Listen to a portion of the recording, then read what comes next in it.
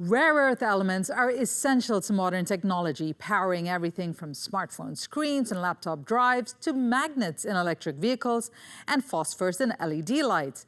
Despite their name, they're widely used and strategically vital. But the supply chain is heavily concentrated.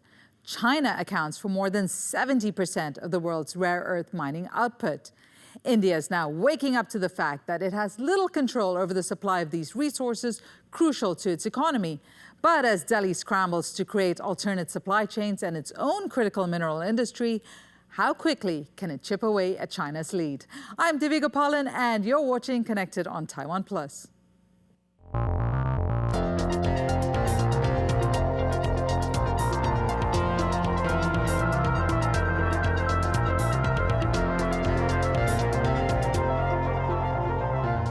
To understand how India is positioned and the competition around rare earths, we have from Delhi, Swasti Rao, Associate Professor at OP Jindal Global University and Consulting Editor of the Indian new media platform, The Print. And over in New York, we're joined by Sophia Kalantzakos, a professor at New York University, Abu Dhabi. Thank you both so much for being on the program. Thank you for having us. Great, it's absolutely our pleasure. So I'm going to start with you, Swasti. Firstly, how has India positioned itself in the supply chain of rare earths, or being in a position to manage its own supply chain? Well, a very good morning to you, Thiha. Pleasure to join you on your show, and pleasure to also join Professor Sophia. Now, as far as the rare earth is concerned, of course, this is an issue that has been, gaining a lot of ground, and for obvious reasons. We all know how critical, these rare earth materials are for everything, from our little iPhones to the biggest fighter jets. Now, as far as India's position is concerned, India has been aware of its growing reliance on countries like China, particularly on China, which is not just India's problem. It is as much United States' problem today. So China, since it controls the production and supply of rare earth material and has been weaponizing them lately, especially after what has happened, in April, after Donald Trump announced those Liberation Day tariffs. Now, what has India done? That India, anticipating the global competition around critical rare earth, has launched its own critical mineral mission, and that's called the National Critical Mineral Mission, the NCMM. And this was launched quite recently in January of 2025. And in short, it is actually India's blueprint to try and secure domestic and global supply chains of critical minerals. Now, what it targets is something quite impressive. So it targets to have about 1,000 patents by 2030. And it also looks at creating about 6 to 7 centers of excellence that will be able to drive breakthroughs in exploration and extraction. As far as investments go, we have started with about a $2 billion worth of scheme, which has been approved to boost recycling capacity, etc. And we're also looking at sort of raising about $2 billion worth of investments here. But that is the good part, and we are looking at about 7 years from now, so from 2024 to 2025 to 2030. So long and short is that while this looks very good on paper, but the thing to remember is that this is a bit of a baby step here that India has made finally, because even though India has decent reserves, and as you know, the problem is not just with reserves, the problem is that of extraction, and the problem is doing it at a cost which is competitive. That is at the heart of the rare earth geopolitics. Sophia, I'm going to go to you. China recently relaxed its critical mineral export restrictions for India. It's a move seen as a diplomatic olive branch. Why do you think that's happened, and what does that mean? Well, I think one of the things that we're noticing very, very clearly is that there is a tremendous upheaval in the relations between the United States and either its partners, its allies, its rivals, its competitors. There is truly an upending of what we understood as the world order. And this is a very significant shift. We've seen that the administration is really centering this policy in, let's put it this way, a geoeconomic response, which has to do with tariffs. India, that had a very excellent working relationship in recent years with the United States, a relationship that had been cultivated very strongly and diligently from the part of the United States and continued under Trump, has now been shaken by the fact that India was slapped with 50% tariffs. And I think that this really has undermined all this great work that had been done previously. So all of the countries are now looking for ways to de-risk, to build alternate supply chains, to create new partnerships. And in that sense, China, I think, is trying to do two things. Number one, ease regional tensions, build partnerships with countries that it may have had more difficult relations with, but it also wants to make sure that it stands for stability in the global world order. And this is very significant. And this is what President Xi tried to do during the recent meeting in Tianjin, where they discussed this new initiative that the Chinese government is launching, which has to do with global governance, the developing world having a greater say in the new world order. So I think these are significant reasons for which the olive branch was given to India's head of state.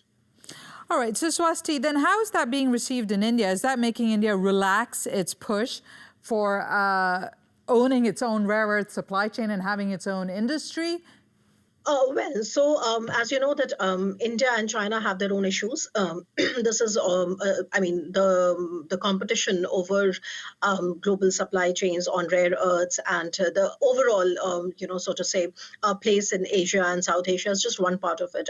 India has also been slapped by Chinese export controls, especially when it comes to rare earth and magnets. Now, lately, there was some news from China, and this came as a part of the larger package that the Indian and the Chinese side have been discussing, that I said about the tactical rapprochement on the border question.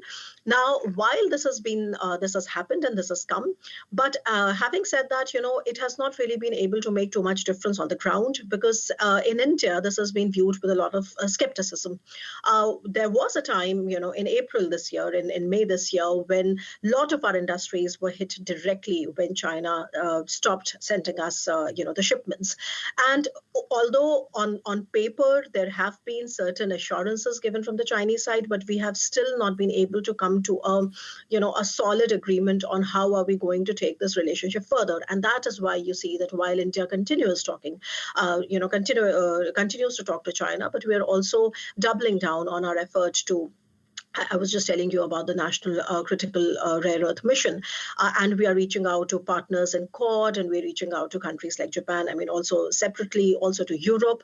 And this has been something which has been happening almost simultaneously. So what China has done recently is that China has made India all the more aware of the massive dependence we continue to have on a country like China. Our total trade is about 125 billion, out of which more than 100 billion is simply our deficit.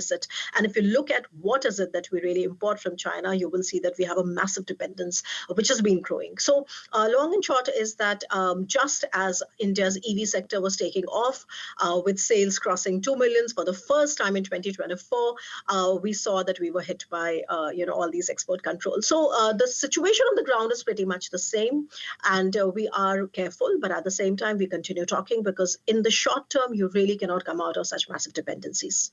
Okay, so before we look at some of the alternatives that many countries are looking to, Sophia, I want to go to you and ask you, can you tell us what kind of complications this is creating now, this whole reliance on China for critical minerals, and then countries coming to an understanding of how vulnerable they could be, what that's doing in the geopolitical space? Well, the first thing is that, I wrote about this topic in the ancient times of end of 2017 or 18, where I wrote a book saying that it's incredible to me that we're globally, and especially the major industrial powers, have declared that they will be proceeding with the green and digital transition, except they lack the resources. So I wrote the book on China and the geopolitics of rare earths, saying that this is an egregious policy failure.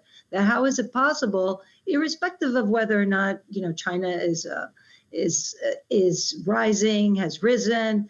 Whatever the relations with China might be, how can the entire world be so entirely dependent on one supplier? It made no sense.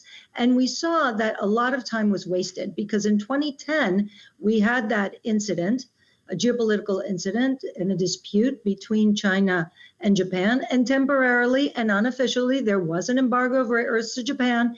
Everybody took it very seriously.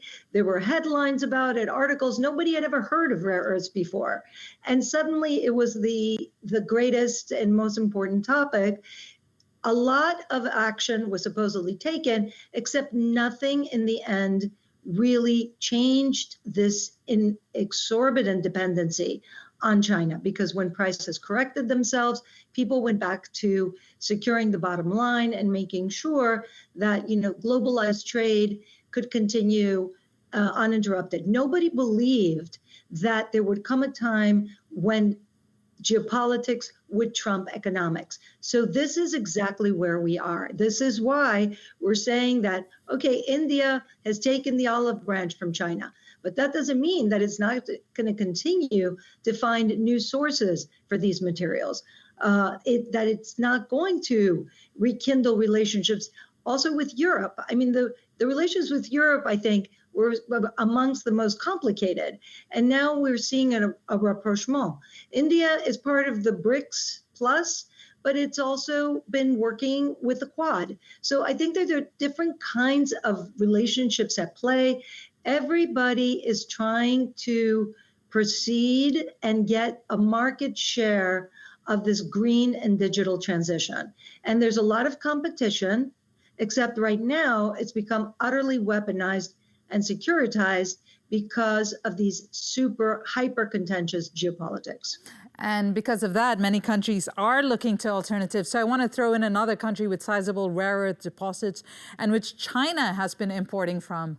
Amara, Thiha, a non-resident fellow at the Stimson Center, gives us an overview of Myanmar's role in the global critical mineral supply chain. The resources are found in areas under the powerful rebel group, the Kachin Independence Army, or KIA.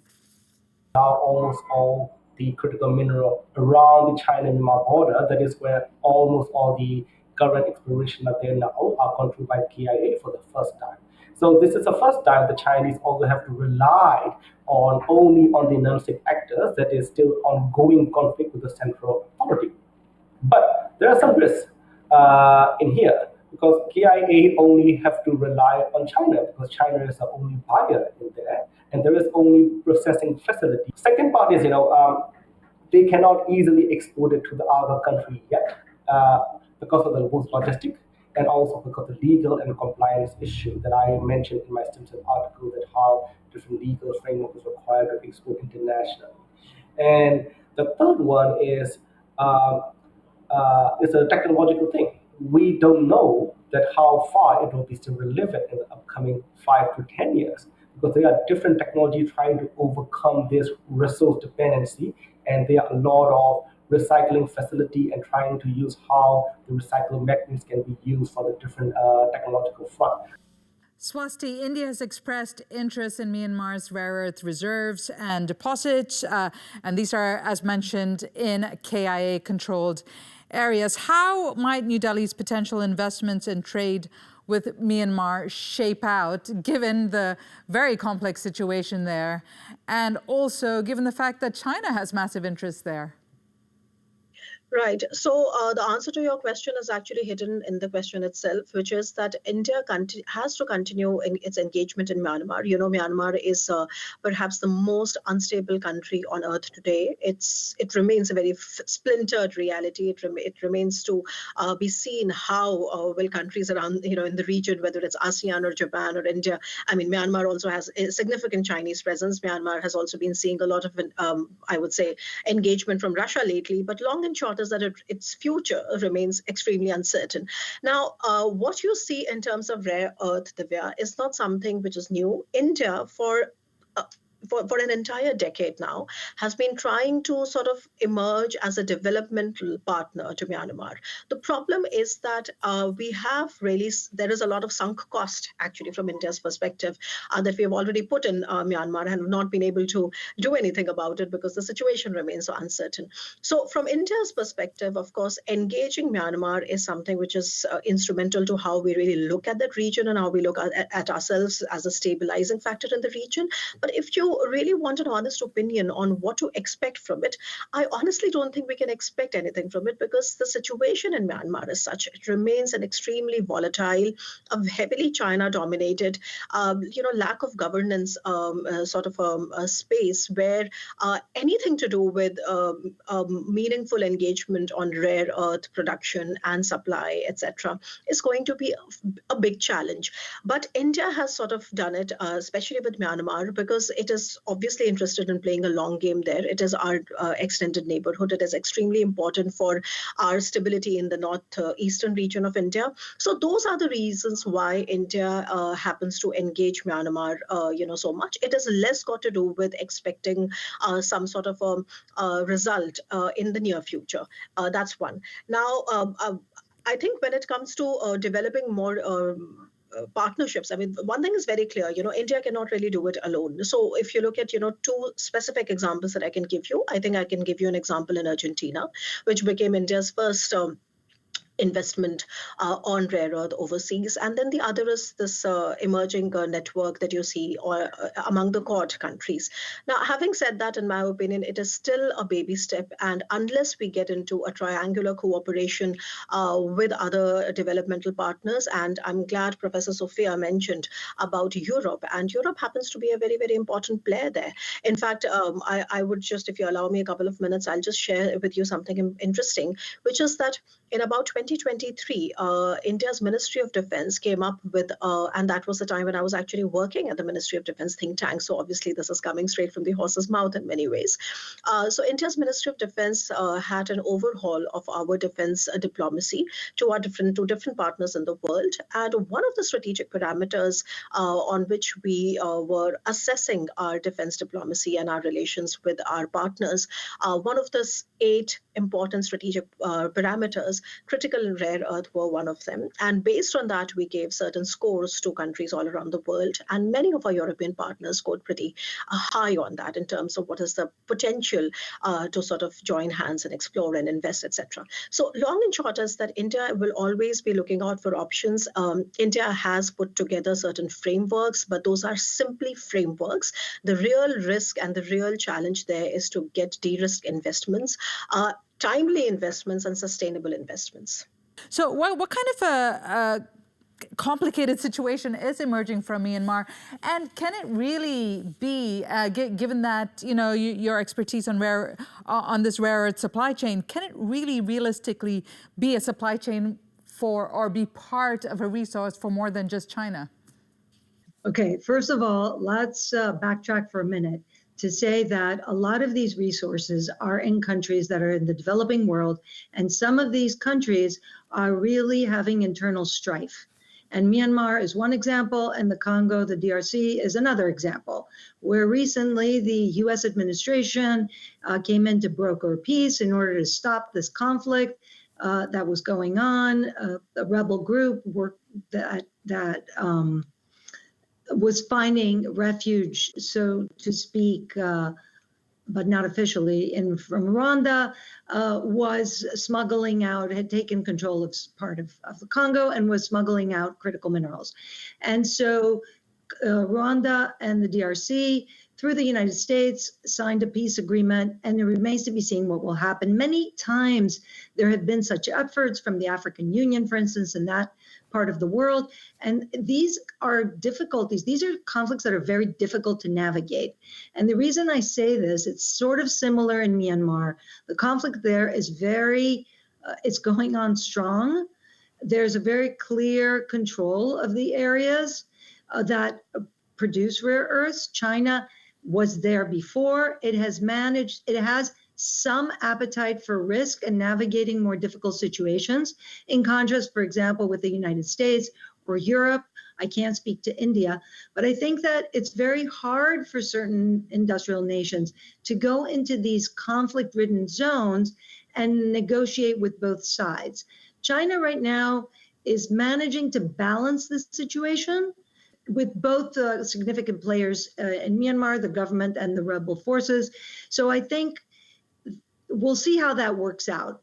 But yes, I do believe that when you are in these conflict situations, it's very difficult if you're not already there, if you do not have the ties, the relations, the networks. It's very difficult to come in from the outside world that's rules-based, that has transparency coming along, and really doesn't like the kind of economic risk